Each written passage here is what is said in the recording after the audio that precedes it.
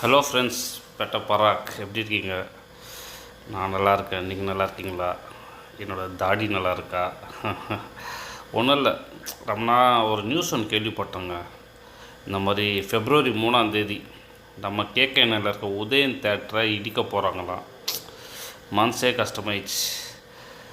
அந்த தேட்டரில் எவ்வளோ நினைவுகள் இருக்குது, எவ்வளோ மெமரிஸ் இருக்குது. எனக்கு மட்டும் இல்லை, என் ஏஜில் இருக்கிற எல்லா பசங்களுக்கும் அவங்களோட டீனேஜில் எவ்வளோ மெமரிஸ் எல்லாருக்கும் இருக்கும். அந்த தேட்டரை இன்றைக்கி இடிக்க போகிறாங்க. 3 இடிக்க போகிறாங்கன்னா இடித்து ஒரு பெரிய அப்பார்ட்மெண்ட்ஸ் வரப்போ தான் 30 மாடியோ 25 மாடியோ கெட்ட போகிறாங்கண்ணா. மேம், சென்னையில் இருக்கிற முக்கியமான தேட்டரில் அதுவும் ரொம்ப முக்கியமான தேட்டர் அது. என்னதான் சத்யம், தேவி, ஆல்பர்ட்டு, காசி இருந்தாலும் உதயம்னாலே ஒரு தனி பேருங்க. இன்றைக்குமே உதயம் தேட்டர்னா தனி பேர். என்னோடய படம் ஒரு என்னோடய கேர்ள் ஃப்ரெண்டோட போய்க்கிறேன். அந்த என்ன படம் அதுன்னு, ரோஜா கூட்டம். ஸ்ரீகாந்த், பூமிகா நடிச்ச படம் கேர்ள் ஃப்ரெண்டோட போகுது. அதேமாதிரி ஸ்கூலில் கட்டஸ்ட்டு போய் ஒரு படத்துக்கு போனோம். அது என்ன படம், நினைவு இருக்கும் மாதிரி பிரபுதேவ படம். காத்தடிக்குது காசுமீடு, அந்த படம் போய் மாட்டிக்கிட்டோம். அப்புறம் அந்த தேட்டரில் ஒரு சண்டை இருக்குது. எவ்வளவோ மெமரிஸ் எல்லாருக்கும் இருக்கும்ல. இன்றைக்கி அந்த தேட்டர் இடிக்கிறாங்களாம், நியூஸ் கேள்விப்பட்டேன். கஷ்டம். நான் நெக்ஸ்ட்டு வெக்கேஷனில் ஊருக்கு வரும்போது கண்டிப்பாக அந்த இடத்த போய் கண்டிப்பாக பார்ப்பேன். ஏன்னா முக்கியமாக தேட்டரில் ஒரு காலத்தில் தானே எல்லா லவ்வர்ஸ்க்கும் சரி, ஃபேமிலிஸ் எல்லோரும் வருவாங்க அந்த தேட்டர். அது ஒன்றும் பிரச்சனை கிடையாது. அதை கேள்விப்பட்டேன்னு இருந்துச்சு. ஸோ உங்களுக்கு எப்படி அந்த ஃபீலிங் இருக்குது நம்ம உதயம் தேட்டர் இடிக்கிறது? சென்னையில் மெயினான இதை கேட்குற மெயின் ரோட்டு மேலே அந்த தேட்ரு சிங்கிள் ஸ்க்ரீன். அப்போலாம் சிங்கிள் ஸ்க்ரீன். இன்றைக்கி தானே மல்டிப்ளெக்ஸ் வந்துச்சு, மால் வந்துச்சு, எல்லாம் வந்துச்சு. அன்றைக்கி அப்படி கிடையாது, எல்லாம் சிங்கிள் ஸ்க்ரீனில் அந்த தேட்டர் முக்கியமான தேட்டர் அது ஒன்று. உங்களுக்கு எப்படி அந்த அனுபவம் இருக்குது? உங்களுக்குலாம் எப்படி அனுபவம் கொஞ்சம் கமெண்ட்டில் சொல்லுங்கள். நம்ம உதயம் தேட்டரு என்ன பண்ண முடியும், அவங்களுக்கு தேட்டரில் வருமானம் கம்மி ஆயிடுச்சு. எல்லாம் மல்டிப்ளெக்ஸ் ஆனதுக்கப்புறம் வருமானம் கம்மி இடிக்கிறான். அதனால் பார்ப்போம், தேட்டரோட நேரில் பார்க்குற அந்த இடத்துல. நீங்களும் கமெண்ட்டில் சொல்லுங்கள் உதயம் தேட்டரை பற்றி. ஓகே, அப்படியே எங்கள் சேனலையும் சப்ஸ்கிரைப் பண்ணுங்கள், லைக் போடுங்க, கமெண்ட் பண்ணுங்கள், பேட்டை பறக்க க்ரோ பண்ணுங்கள். ஓகே, பாய். சென்னையின் புகழ்பெற்ற கலாச்சார அடையாளமாக திகழ்ந்த உதயம் தியேட்டரின் 42 ஆண்டு கால பயணம் முடிவுக்கு வந்துள்ளது. டிஜிட்டல் யுகத்திலும் இயங்கிக் கொண்டிருந்த திரையரங்கம் கடந்த டிசம்பர் 8 தன் மூச்சை நிறுத்திக் கொண்டது. நடிகர் ரஜினிகாந்தின் சிவப்பு சூரியன் தொடங்கி அல்லு அர்ஜுனின் புஷ்பா 2 வரை ரசிகர்களின் கொண்டாட்டங்களால் களைகட்டிய உதயம் தியேட்டர் கடந்து வந்த பாதையை இப்போது பார்க்கலாம்.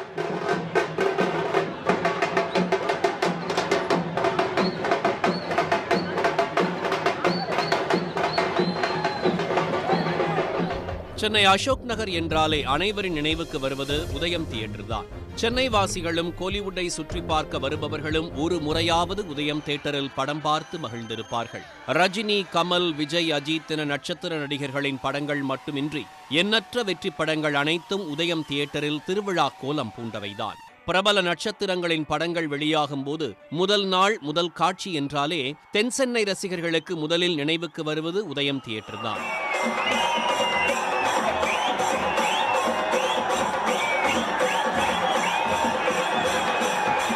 உதயம் தியேட்டரில் என் இதயத்தை தொலைச்சே என சினிமாவில் பாடல் எழுதும் அளவுக்கு 42 ஆண்டு காலமாய் ஒரு தியேட்டர் இயங்கிக் கொண்டிருந்ததே இந்த டிஜிட்டல் உலகில் ஆச்சரியம்தான். பழைய எம்ஜிஆர் படங்கள்லாம் திரும்ப போடுவாங்க, அதெல்லாம் கூட நான் போய் பார்த்துருக்கேன். இப்போ ரிக்ஷாக்காரன், இப்படியெல்லாம் உலகம் சுற்று வாலிபன், அடிமைப்பெண், இந்த மாதிரி படங்கள்லாம் கூட உதயம் தியேட்டரில் போடுவாங்க. ஒரு கேப்பில் எப்போது போடுவாங்க, அதெல்லாம் கூட பார்த்துருக்கேன். அப்போ நிறைய ஃப்ளக்ஸ் இருக்கும். இப்போ படம் ரிலீஸ் அப்போ எப்படி இருந்தது நமக்கு தெரியாது இல்லையா? இப்போ ரிலீஸில் அவ்வளோ கொண்டாட்டமாக இருக்கும்.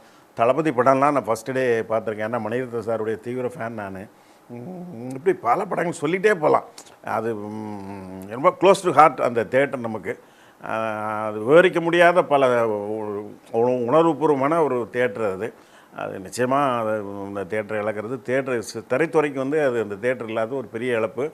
திருநெல்வேலி மாவட்டம் உதயத்தூர் கிராமத்தைச் சேர்ந்த 6 சகோதரர்கள் சென்னைக்கு வந்து கட்டி எழுப்பியதே உதயம் தியேட்டர். சென்னையில் சினிமா தியேட்டர் என்ற அவர்களின் கனவு 1983 நனவானது. திரையரங்கம் நாராயண பிள்ளை அவங்க சகோதரர்கள் 5 பேர் சேர்ந்து உருவாக்கினது.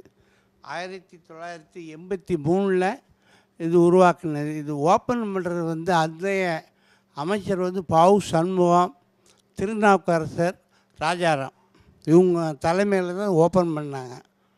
அன்னையிலேருந்து இன்றைக்கு வரைக்கும் உதயனா ஒரு கெத்து மக்களிடத்தில், சென்னை மக்களிடத்தில் உதயனா ஒரு கெத்துன்னு இருந்தது. இப்போ எங்கள் ஃபேமிலி சூழ்நிலையினால நாங்கள் வந்து இது வந்து ஜாயின்ட் வெஞ்சருக்கு போயிருக்கோம். உதயம், சூரியன், சந்திரன் என 3 திரைகளுடன் தனது பயணத்தை தொடங்கிய உதயம் தியேட்டரில் பின்னாளில் மினி உதயமும் உருவானது. 1980களில் சென்னை மாநகரத்தின் முதல் மல்டிப்ளெக்ஸ் காம்ப்ளெக்ஸாக உதயமாகி அனைவரையும் ஆச்சரியத்தில் ஆழ்த்தியது. ஒரு காட்சி நேரத்தின் போது 4 திரைகளிலும் சேர்த்து சுமார் 2000 ரசிகர்கள் படம் பார்த்து மகிழ்ந்தார்கள்.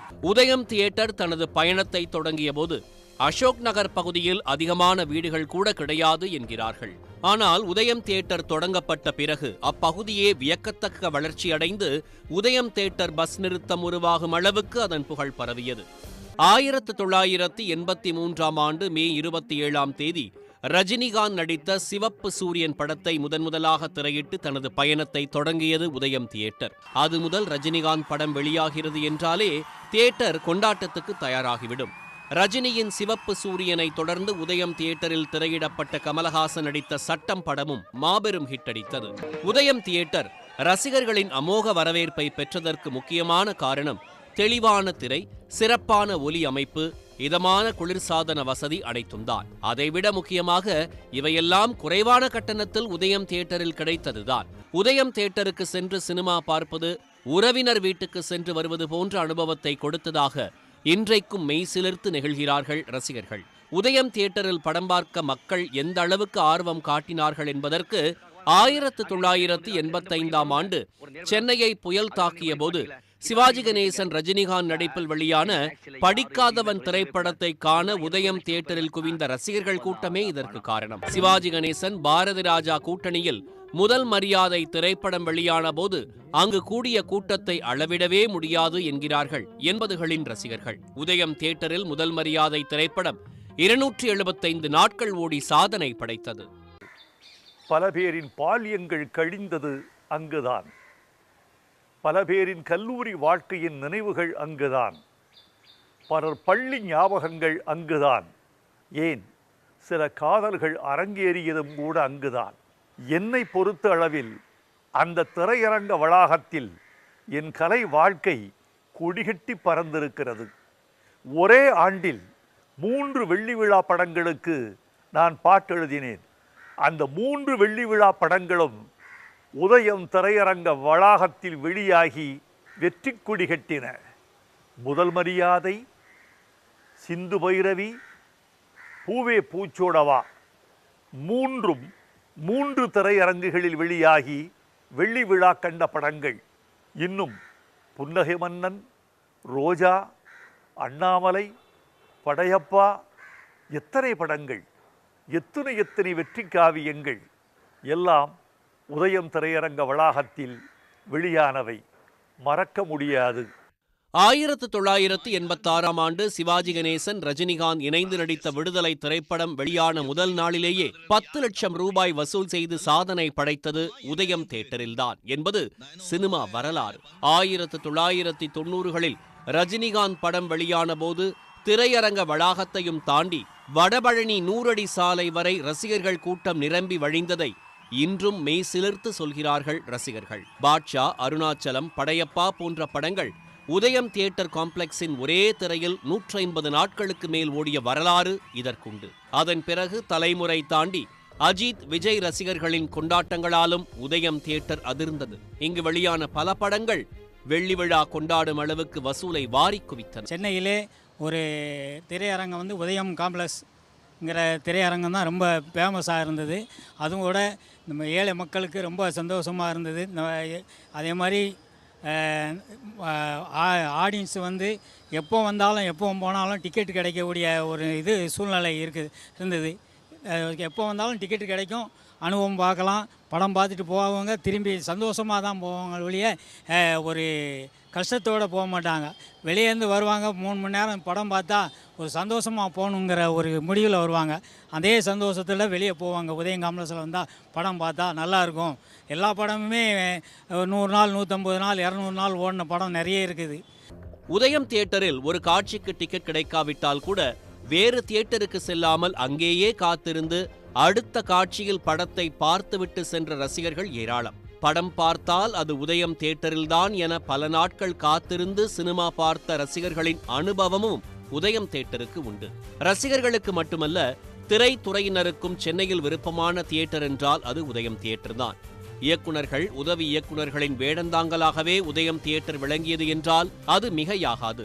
பிரபலமான திரைப்பட இயக்குனர்கள் மட்டுமின்றி அறிமுக இயக்குனர்களுக்கு கூட தங்களின் படங்கள் உதயம் தியேட்டரில் உள்ள ஏதாவது ஒரு திரையில் வெளியாக வேண்டும் என்பது வாழ்நாள் கனவாக இருந்தது. இயக்குனர்கள் மட்டுமில்லை, கமலஹாசன், விஜய் தொடங்கி பல பிரபல நட்சத்திரங்களும் உதயம் தியேட்டருக்கு சென்று படம் பார்த்திருக்கிறார்கள். அதற்கு முக்கிய காரணம், உதயம் தியேட்டருக்கு சென்றால் தங்கள் சினிமா சாமானிய மக்களிடம் எந்த அளவுக்கு வரவேற்பை பெறுகிறது, என்ன மாதிரியான விமர்சனங்கள் வருகிறது என புரிந்து கொள்ள முடியும். சுருக்கமாக, சினிமா ரசிகர்களின் பல்ஸ் பார்க்க உகந்த இடமாகவே உதயம் தியேட்டர் இருந்து வந்தது. காரணம் 42 வருடங்களாக கலைஞர்களுடைய வேடந்தாங்களாக இருந்தது உதயம் திரையரங்கம். எனக்கு விவரம் தெரிஞ்சு, அதாவது சென்னைக்கு வந்ததுக்கு பிறகு இந்த தேட்டருக்கு போனால் திரைப்படம் பார்க்கும் பொழுது ஒரு பெரிய ஒரு திருவிழாவுக்கு போகிறது மாதிரி இருக்கும். காரணம், அப்போ 3 தியேட்டர் இருந்துச்சு. இப்போ அது 4ஆகவும் காலப்போக்கில் மாறி இருக்கிறது. உதயம், சூரியன், சந்திரன், மினி உதயம் அப்படின்னு உள்ளுக்குள்ளே போகும்போது, ஒரு திரையரங்குக்குள்ளே நுழையும்போது ஒரு திருவிழா சந்தோஷம் கொடுத்த ஒரு திரையரங்கம். எத்தனை கலைஞர்களை உருவாக்குவதற்கு காரணமாக இருந்த திரையரங்கம்.